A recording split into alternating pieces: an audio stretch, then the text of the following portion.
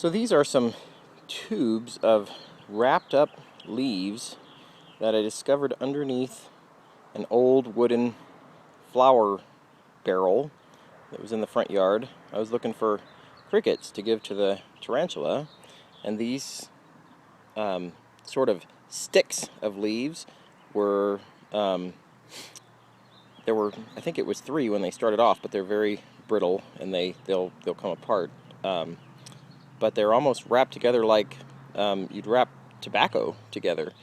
They don't have any twigs. At first I thought it was some weird kind of a plant, but now I think it's some kind of a bug or something that has made a nest or put eggs in it or is cocooning in it. I don't know what's going on with this. Never seen anything even remotely close to this before. Very interesting stuff.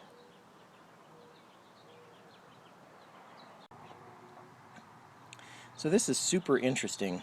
I taped these a couple minutes ago so that you could see how large these are. These I found underneath a barrel, underneath a flower barrel, and I thought it was a plant.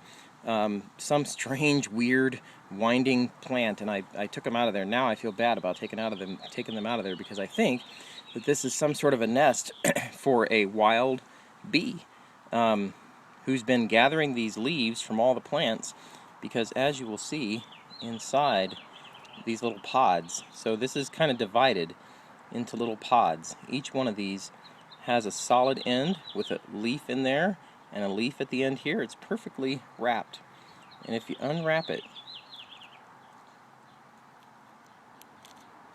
what you come to on the inside of this leafy pod is a pill of pollen.